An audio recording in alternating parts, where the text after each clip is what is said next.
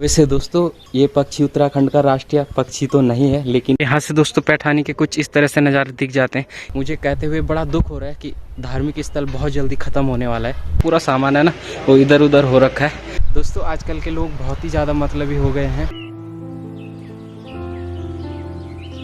Good morning, नमस्ते, प्रणाम। कैसे हैं आप लोग? उम्मीद करता हूँ आप सब बढ़िया होंगे। मैं भी ठीक हूँ। मैं अनिल नौडियाल देवभूमि उत्तराखंड से स्वागत है आपका मेरे एक और नए ब्लॉग में। दोस्तों आज के ब्लॉग की शुरुआत हो रही सुबह 8:30 बजे और अभी धूप निकल चुकी है। काफ़ी अच्छी धूप आ रखी है आज। तो कुछ इस तरह से सुबह सुबह गाँव के नज़ारे हैं। बिल्कुल सामने से सूर्य भगवान का आगमन भी हो चुका है और सामने दोस्तों इस तार पे ना एक पक्षी बैठा हुआ है। इसको हमारे यहाँ घिन्नुड़ी बोलते हैं गढ़वाली भाषा में। वैसे इसका जो हिंदी में नाम है वो गौरैया इसे बोला जाता है।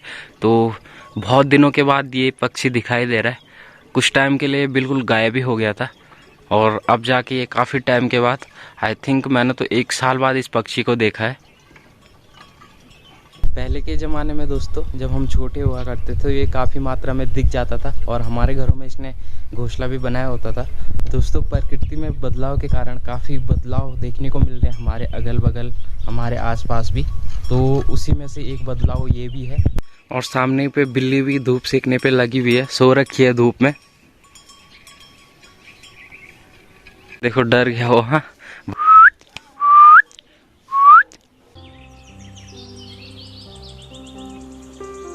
बहुत टाइम पहले दोस्तों एक बिल्ली पाली थी किसी ने और उसके बहुत सारे बच्चे हुए और अब पूरे गांव में बिल्लियां ही बिल्लियां घूम रही हैं।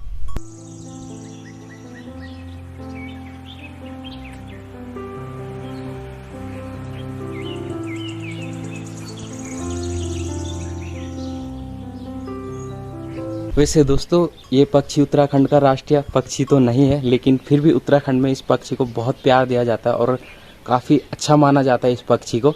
पहले के ज़माने में बोलते थे कि जिस घर में इस पक्षी ने घोंसला बनाया होगा तो उस घर के लिए काफ़ी शुभ माना जाता था।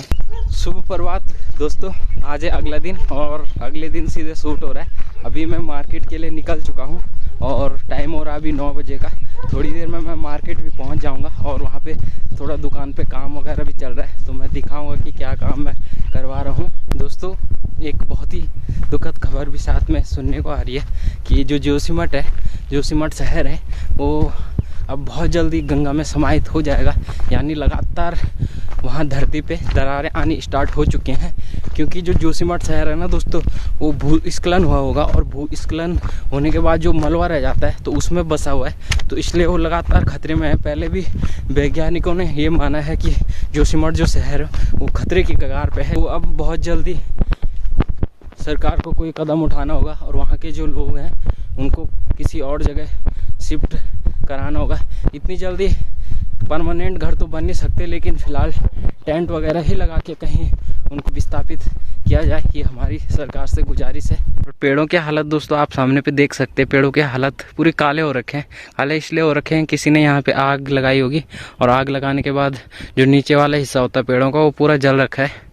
सामने वाली वायर दोस्तों पूरी नीचे आ रखी थी और झूल रही थी, लेकिन अभी उन्होंने सही कर लिया है जो केबल वाले हैं और अब पेड़ों के ऊपर उसको डाल दिया है, तो अब सेफ्टी है वायर की भी। यहाँ से दोस्तों पैठानी के कुछ इस तरह से नज़ारे दिख जाते हैं। ये अपर मार्केट है, अपर या सेंटर मार्केट यही है, तो ये साफ दिख जा रही है यहाँ से। लेकिन जो पुल वाली साइड है वो यहाँ से बिल्कुल भी नहीं दिख रहा है, वो नीचे जाके दिखता है क्योंकि यहाँ पे आगे से पेड़ लगे हुए हैं। और मैं थोड़ा सा नीचे आया हूँ दोस्तों, तो यहाँ से जो पुल वाली साइड है वो अभी साफ दिख जा रही है। बिल्कुल आगे पे पुल वाली साइड है, ये हॉस्पिटल यहाँ पे बना हुआ है और बाकी यहाँ पे अभी धूप बिल्कुल भी नहीं आई होगी। धूप बहुत लेट आती है और आती भी है तो थोड़ा सा आती है। दोस्तों प्रकृति से छेड़छाड़ बिल्कुल भी नहीं करनी चाहिए और अगर आप प्रकृति से छेड़छाड़ करोगे तो आपसे ऐसी छेड़छाड़ करेगी कि फिर आपका जो नाम और निशान है वही ख़त्म कर देगी। सेम ऐसा ही जोशीमठ में हो रहा है और मैं मानता हूँ कि विकास भी ज़रूरी है, लेकिन अंधाधुंध विकास बिल्कुल भी सही नहीं है और ऐसा ही कुछ हो रहा है अभी जोशीमठ के साथ में। एक धार्मिक स्थल है और मुझे कहते हुए बड़ा दुख हो रहा है कि धार्मिक स्थल बहुत जल्दी ख़त्म होने वाला है। तो दोस्तों मैं फ़िलहाल दुकान पे पहुंच चुका हूं और ये जो पूरा सामान है ना वो इधर उधर हो रखा है। पहले का काउंटर ये है तो ये ऐसे में अभी लगा रखा है। यहाँ पे नया काउंटर मैं बना रहा हूँ तो इसलिए जो सारा सामान है इधर उधर हो रखा है। अभी इसको बनने में 2-3 दिन का टाइम लगेगा, तब तक काम करने में भी थोड़ा सा दिक्कत ही है। औजार हैं दोस्तों, वो भी अभी यहीं पे पड़े हुए हैं मिस्त्री साहब के। पूरी सफाई तो दोस्तों अभी यहाँ पे हो नहीं सकती, लेकिन जितना संभव था वो मैंने सफाई कर ली है। अब थोड़ी देर में मिस्त्री जी आएंगे और फिर से काम पे लग जाएंगे। दोस्तों आजकल के लोग बहुत ही ज़्यादा मतलबी हो गए हैं, और मेरे पीछे आप देख सकते हैं ये पालतू जानवर है। लोगों ने इन्हें पहले पाला होगा, और अब जैसे ही मतलब निकला, जैसे बैल हल लगाने के लायक नहीं रहा तो उसे छोड़ दिया, या गाय दूध देने के लायक नहीं रही तो उसे ऐसे ही आवारा छोड़ दिया। दोस्तों आप ही लोग बताओ कि जो लोग ऐसा कर रहे हैं, मतलब निकलने के बाद इन जानवरों को, पालतू जानवरों को आवारा बना दे रहे हैं और ऐसे रोड पे मरने के लिए छोड़ दे रहे हैं, तो वो अपने बच्चों के भविष्य के साथ में गलत नहीं कर रहे? क्या उनके बच्चों को जो भविष्य होगा वो उज्जवल होगा अगर इस तरह के काम करेंगे? तो देख सकते हैं आप, हर जानवर की हाय दोस्तों बहुत ही बुरी होती है, और उसमें सबसे ज़्यादा जो बुरी हाय होती है वो हमारी गौ माता की होती है, क्योंकि हमने इस जानवर को अपनी माता समान माना है, यानी अपनी माँ समान माना है। और अगर हम इस तरह से इनके साथ में सलूक करेंगे तो हमारे आने वाले टाइम में क्या होगा वो आप लोग खुद ही अंदाज़ा लगा सकते हैं।